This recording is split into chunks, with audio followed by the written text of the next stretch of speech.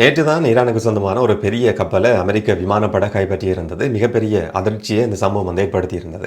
அமெரிக்க ஜனாதிபதி இன்றைக்கு குறிப்பிட்டிருக்கிறார், இந்த கப்பல் எங்கிருந்து பயணம் செய்தது, அந்த கப்பலில் என்ன இருந்திருக்க முடியும் என்ற கேள்விக்கான ஒரு மறைமுகமான பதிலை அமெரிக்க ஜனாதிபதி டொனால்ட் ட்ரம்ப் இன்றைக்கு குறிப்பிட்டிருக்கிறார்.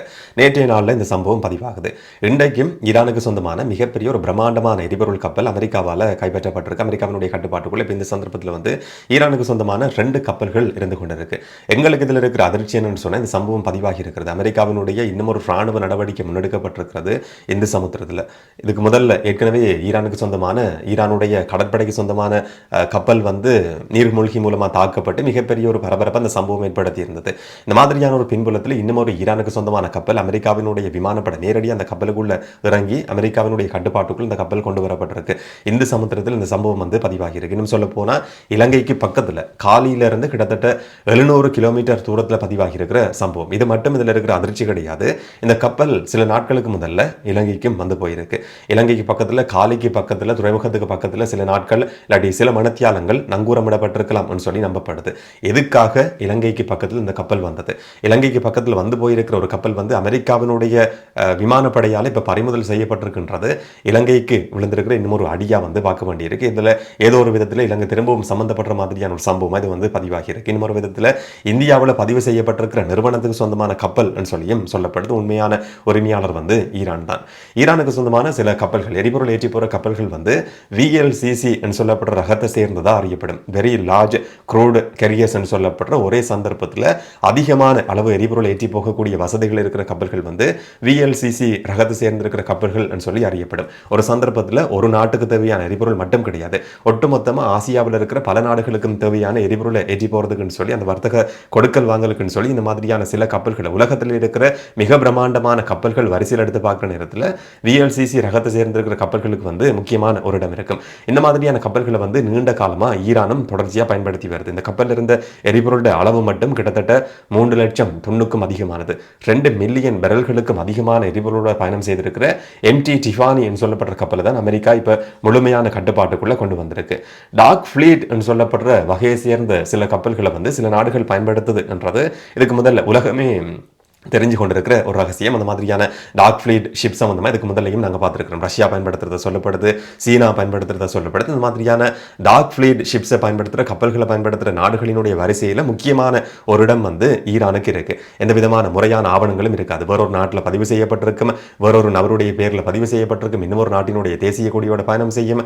இன்னும் சொல்ல போனால் நாங்கள் வந்து ஒரு ஃபேக்கான டாக்குமெண்டோட இல்லாட்டி ஃபேக் பாஸ்போர்ட்டோட எப்படி இன்னொரு நாட்டுக்கு பயணம் செய்கிறோமோ அதே மாதிரி தான் இந்த மாதிரியான டார்க் ஃபிளீட் ஷிப்ஸ் பயணம் செய்கிற சந்தர்ப்பங்களையும் அந்த போக்குவரத்து வந்து சர்வதேச அளவில் பார்க்கப்படும். அமெரிக்காவினுடைய பார்வையில் வந்து கருப்பு சந்தையில் எரிபொருளை விற்பனை செய்யறதுக்குன்னு சொல்லி சில நாடுகள் சர்வதேச தடையை மீறி பயன்படுத்துகிற கப்பல்களுக்கு வந்து டார்க் ஃபிளீட் சொல்லி சொல்லப்படும்.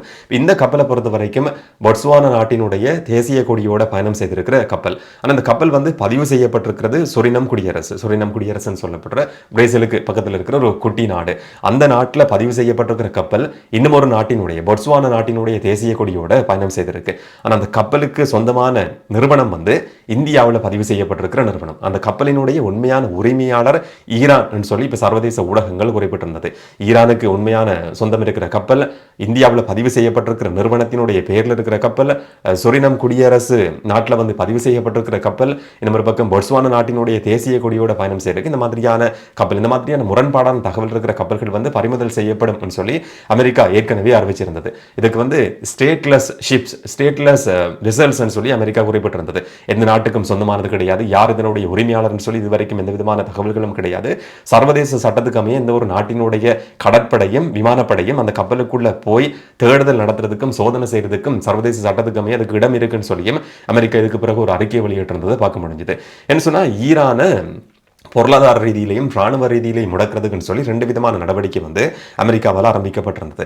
ராணுவ ரீதியான நடவடிக்கைக்கு ஆபரேஷன் எபிக் ஃபியூரி சொல்லி அமெரிக்கா பெயர் வச்சிருந்தது. இப்போ போர் நிறுத்த காலகட்டத்துக்குள்ள நாங்கள் இருந்து கொண்டிருக்கிறோம். திரும்ப பேச்சுவார்த்தை நடத்தப்படுமா இல்லையான்றது இப்போ வரைக்கும் சந்தேகத்துக்குரிய ஒரு விஷயமா இருந்து கொண்டிருக்கு. ஆனால் இந்த காலகட்டத்துக்குள்ளேயும் ஈரானை பொருளாதார ரீதியில் எப்படியாவது முடக்கணும், ஈரான் வந்து தலை நிமிரவே கூடாது என்ற அடிப்படையில் எக்கனாமிக் ஃபியூரி என்ற ஒரு நடவடிக்கையும் அமெரிக்காவால் ஆரம்பிக்கப்பட்டிருந்தது. இந்த நடவடிக்கைக்கு அமைய இந்த மாதிரியான கப்பல்கள் வந்து எதிர்வரும் நாட்களில் கைப்பற்றப்படும் சொல்லி அமெரிக்கா ஏற்கனவே அறிவிச்சிருந்தது. தடையை மீறி ஈரான்ல இருந்து கொண்டு எரிபொருள் வர்த்தகம் நடந்து கொண்டிருக்கு. இதை தடுக்கிறதுக்கான ஒரு ராணுவ நடவடிக்கை வந்து எக்கனாமிக் ஃபியூரி சொல்லி முன்னெடுக்கப்படும் சொல்லி அமெரிக்கா அறிவிச்சிருந்தது. அந்த மாதிரியான ஒரு பின்புலத்தில் தான் இப்போ ஈரானுக்கு சொந்தமான கப்பல் வந்து அமெரிக்காவினுடைய முழுமையான கட்டுப்பாட்டுக்குள்ள கொண்டு வரப்பட்டிருக்கு. 5ஆம் தேதி காக்தீவுல வச்சு ஈரானுக்கு சொந்தமான எரிபொருள் எல்லாமே காக்தீவுக்கு கொண்டு வரப்பட்டு கிட்டத்தட்ட 90% எரிபொருள் வர்த்தகம் நடக்கிறது காக்தீவு மூலமா தான். அங்கிருந்து தான் இந்த கப்பலில் வந்து எரிபொருள் 5ஆம் தேதி ஏற்றப்பட்டிருக்கு. 10ஆம் தேதி இந்த கப்பல் பயணத்தை ஆரம்பிச்சு வளைகுடா கடந்து பயணம் நடந்திருக்கு. 13ஆம் தேதி தான் அமெரிக்காவினுடைய கட்டுப்பாடு நடைமுறைக்கு வந்தது. ஈரான் துறைமுகங்களை நாங்கள் கட்டுப்படுத்த போறோம், ஈரான் துறைமுகத்திலிருந்து எந்த விதமான கப்பல்களும் வெளியேறவும் முடியாது, ஈரான் துறைமுகத்துக்குள்ள கப்பல்கள் நுழையவும் முடியாதுன்னு சொல்லி அமெரிக்கா தடை விதிச்சிருந்தது. 13ஆம் தேதி இந்த தடை நடைமுறைக்கு வர்றதுக்கு முதல்லையே இந்த கப்பல் வந்து 10ஆம் தேதியே வளைகுடாவை கடந்து பயணத்தை ஆரம்பிச்சிருக்கு. 18ஆம் தேதி ஒரு முக்கியமான சம்பவம் பதிவாகிறது, எங்களுக்கு மிக மிக முக்கியமானது. இலங்கைக்கு பக்கத்துல காலி துறைமுகத்துக்கு பக்கத்துல இந்த கப்பல் வந்திருக்கு. ஈரானுக்கு சொந்தமான கப்பல், அமெரிக்காவினுடைய தடையை எதிர்நோக்கி இருக்கிற கப்பல், இந்தியாவில் பதிவு செய்யப்பட்ட நிறுவனத்துக்கு சொந்தமானதுன்னு சொன்னாலும் அது வந்து அமெரிக்காவினுடைய தடைக்குள்ளான நிறுவனம் சொல்லியும் கப்பல் சொல்லியும் சில சர்வதேச ஊடகங்கள் இன்னைக்கு குறிப்பிட்டிருந்தது.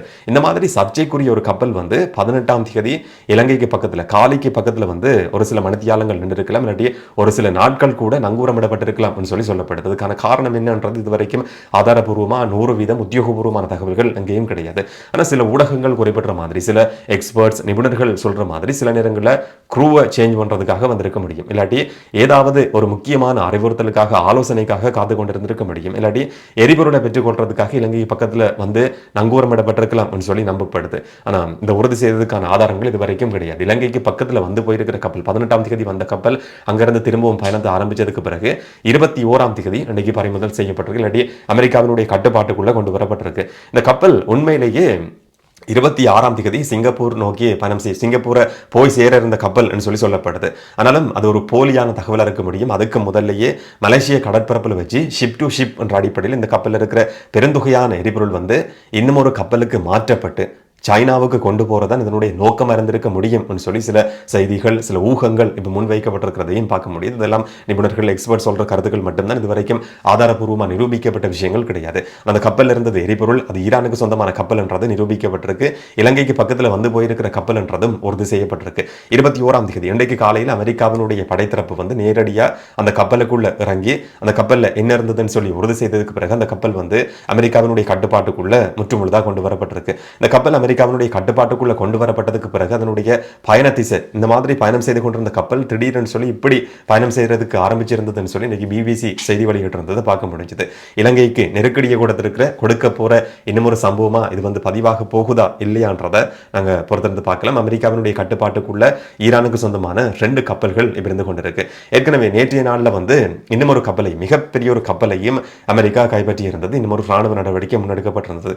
அந்த கப்பல் வந்து சீனாவிலிருந்து பயணம் செய்து இல்லாட்டி சீனாவோட மறைமுகமான தொடர்பு இருந்து மலேசியாவிலிருந்து பயணம் செய்த கப்பல் என்ற மாதிரி நேற்றைய வீடியோவில் நாங்கள் பார்த்துருந்தோம்.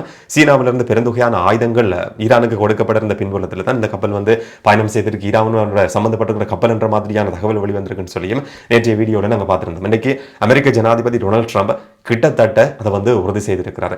சீனாவிலிருந்து பயணம் செய்திருக்கிற கப்பல் இல்லாட்டி சீனாவோட நேரடியான சம்பந்தம் இருக்கிற கப்பல், அதில் சீனாவிலிருந்து ஈரானுக்கு தேவையான பரிசு பொருட்களை ஏற்றி போன கப்பல் தான் அமெரிக்காவால் கைப்பற்றப்பட்டிருக்குன்னு சொல்லி அமெரிக்க ஜனாதிபதி டொனால்ட் ட்ரம்ப் வந்து குறிப்பிட்டிருந்தார். சீன ஜனாதிபதி ஷி ஜின்பிங்கோட நல்ல ஒரு புரிதலோட நான் இருக்கிறேன், இந்த மாதிரியான ஒரு சம்பவம் நடந்திருக்க கூடாது, அதில் சில பொருட்கள் இருந்தது, அது என்ன பொருட்கள் என்றதையும் நாங்கள் கண்டுபிடிச்சிட்டு இருக்கிறோம், அது வந்து அவ்வளோ நைஸானது கிடையாது, நல்ல விஷயம் கிடையாது என்ற மாதிரி அமெரிக்க ஜனாதிபதி டொனால்ட் ட்ரம்ப் வந்து இன்னைக்கு சிஎன்பிசி ஊடகத்துக்கு கொடுத்திருந்த இன்டர்வியூல சொல்லியிருந்ததையும் பார்க்க முடிஞ்சது.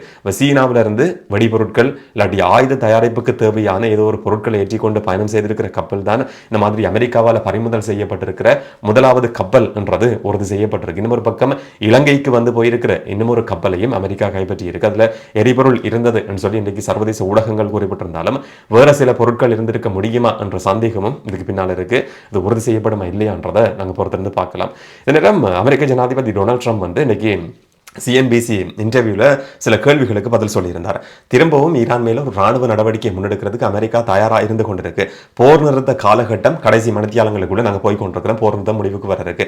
போர் நிறுத்தம் ஒரு சந்தர்ப்பத்திலையும் நீடிக்கப்படாது. அதுக்கான எந்த விதமான அறிகுறியும் இப்போதைக்கு கிடையாதுன்ற மாதிரி அமெரிக்க ஜனாதிபதி டொனால்ட் ட்ரம்ப் 2 நாள்ல சொல்லியிருந்ததையும் பார்க்க முடிஞ்சது. இன்னொரு பக்கம் இந்த பேச்சுவார்த்தை நடத்தப்படுமா இல்லையான்றது இப்ப வரைக்கும் உறுதியில்லாத விஷயமா நடிச்சு கொண்டிருக்கு. ஈரான் தரப்பிலிருந்து எந்த விதமான நபர்களும் பாகிஸ்தான் இஸ்லாமாபாத் நோக்கி பயணத்தை ஆரம்பிக்கவே இல்லைன்னு சொல்லி ஈரான் ஊடகங்கள் செய்தி வெளியிட்டிருந்தது.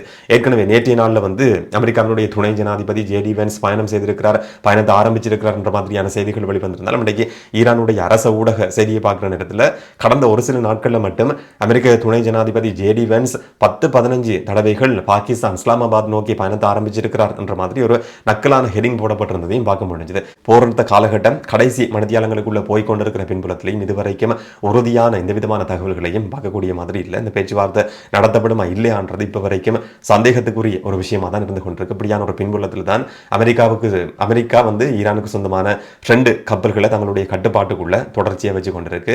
என்ன நடக்க போகுது என்றதை நாங்க பொறுத்திருந்து பார்க்கலாம். பற்றி நீங்க என்ன நினைக்கிறீங்கன்றதை கமெண்ட்ல சொல்லுங்க. இன்னும் ஒரு வீடியோல இன்னும் ஒரு தகவலோட சந்திக்கலாம். வணக்கம்.